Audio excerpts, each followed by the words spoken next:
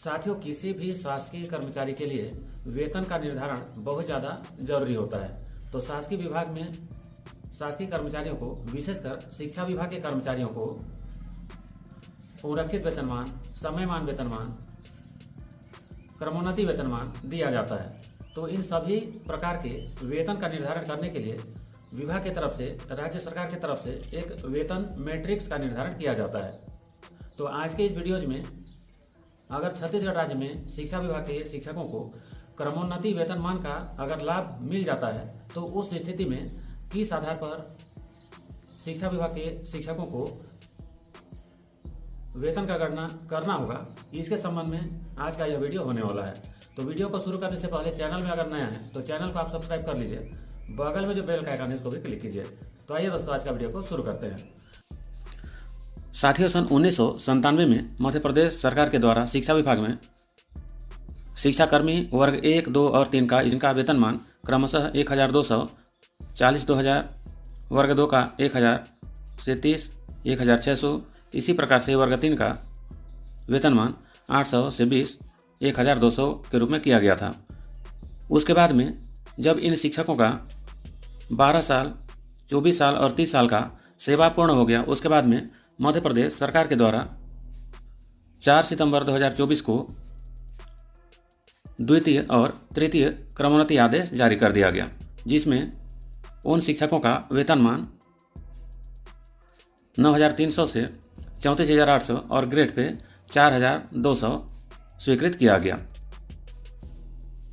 साथियों, इसी प्रकार से यहाँ पर भी 4 सितंबर 2024 को 30 वर्ष पूर्ण करने वाले शिक्षकों का तृतीय क्रमोन्नति का आदेश भी मध्य प्रदेश सरकार के द्वारा जारी कर दिया गया। उसके बाद में मध्य प्रदेश में वहाँ के शिक्षकों के लिए क्रमोन्नति वेतनमान का निर्धारण किया गया। तो साथियों, यहाँ पर जो वेतन मैट्रिक्स था, इसमें लेवल में वेतन वह वेतन होगा जो 2.57 के गुणांक से विद्यमान मूल वेतन का गुणा करने पर जो निकटतम पूर्णांकित राशि प्राप्त होगा, वही क्रमोन्नति वेतनमान का मूल वेतन के रूप में निर्धारण किया गया। तो यहाँ पर प्राप्त राशि अगर मैट्रिक्स में राशि के समरूप अगर नहीं होगी तो उस स्थिति में मैट्रिक्स के उस प्रयोज्य लेवल में उसके ठीक अगली उच्चतर कोष्ठिका में वेतन निर्धारित किया जाएगा। तो कुछ इस प्रकार से मध्य प्रदेश शासन के द्वारा क्रमोन्नति वेतनमान लागू करने के बाद में इस प्रकार का आदेश को जारी कर दिया गया। तो साथियों, मध्य प्रदेश शासन के द्वारा जब राज्य में शिक्षा विभाग के लिए क्रमोन्नति वेतन को लागू कर दिया गया, उसके बाद में 2017 का यह जो वेतन मैट्रिक्स है, इसके आधार पर राज्य के सभी शिक्षकों के लिए वेतनमान का निर्धारण किया गया, जिसमें प्राइमरी स्तर के शिक्षकों के लिए ग्रेड पे 2400 जो लेवल 6 है, इसी प्रकार से मिडिल स्कूल के शिक्षक के लिए लेवल 8 और इसी प्रकार से हाई स्कूल के शिक्षकों के लिए लेवल 9 को निर्धारण किया गया। तो मध्य प्रदेश में जब क्रमोन्नति लागू हो गया, उसके बाद में इसी वेतन मैट्रिक्स के आधार पर वहाँ पर शिक्षकों के लिए वेतन का निर्धारण विभाग के द्वारा, मध्य प्रदेश सरकार के द्वारा किया गया। तो साथियों, छत्तीसगढ़ में भी अविभाजित मध्य प्रदेश के काल में वर्ग 1, वर्ग 2 और वर्ग 3 का नियुक्ति इसी वेतनमान पर हुआ है।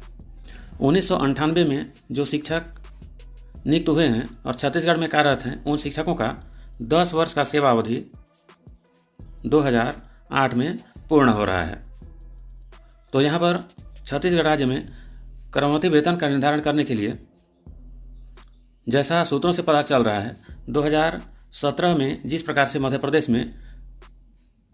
क्रमोन्नति वेतन का गणना किया गया है, उसी प्रकार से छत्तीसगढ़ राज्य में भी 2017 का जो वेतन मैट्रिक्स है, उसी के आधार पर गणना किया जाएगा। साथ ही उसके बाद छत्तीसगढ़ राज्य में बहुत अधिक संख्या में 2005 में शिक्षाकर्मी वर्ग 1, 2 और 3 का भर्ती हुआ है और इन शिक्षकों का अगर 10 साल में क्रमोन्नति का गणना किया जाता है तो 2015 की स्थिति में इनको क्रमोन्नति का लाभ मिलेगा। तो यहाँ पर 2005 में जो शिक्षक नियुक्त हुए हैं, उनका वेतनमान वर्ग 1, वर्ग 2 और वर्ग 3 में कुछ इस प्रकार से मिल रहा था। उसके बाद में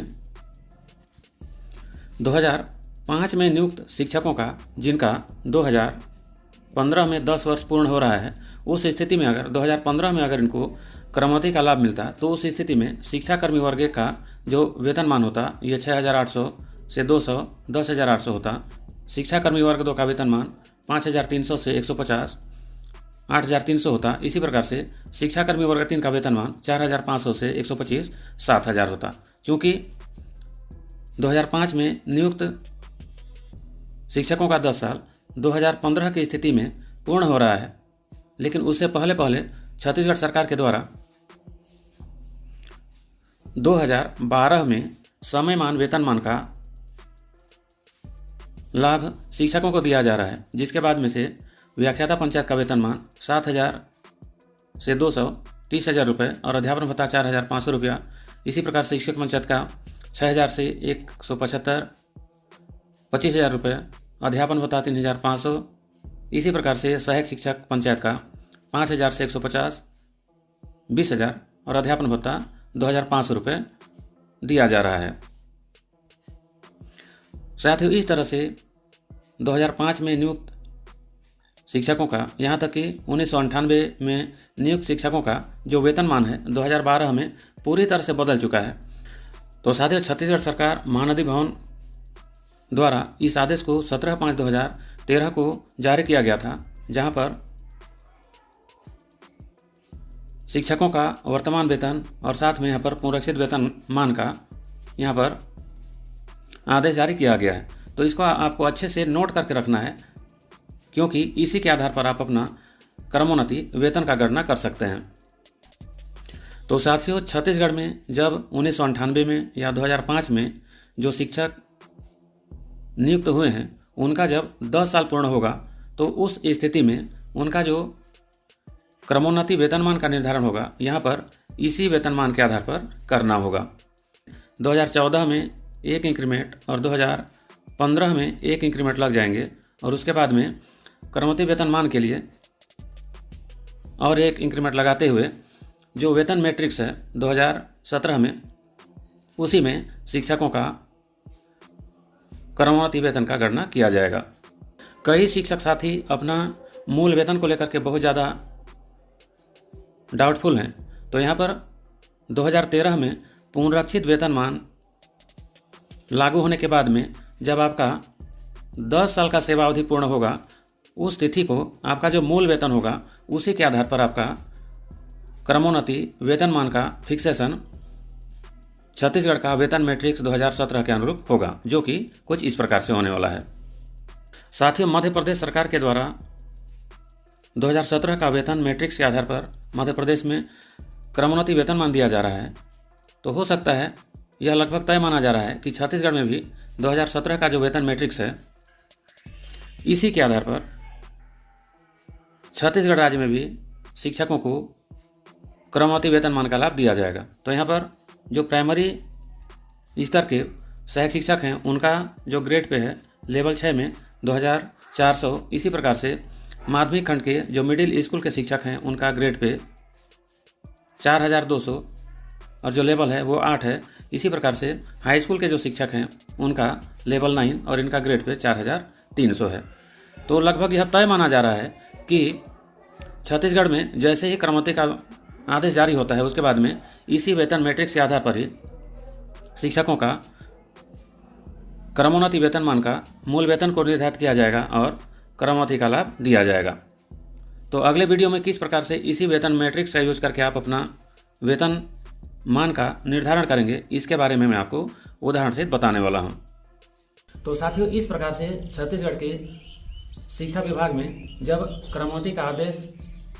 जारी हो जाएगा उसके बाद में यहाँ पर जो वेतन मैट्रिक्स बताया गया है उसी के अनुसार आप भी अपना प्रथम नियुक्ति और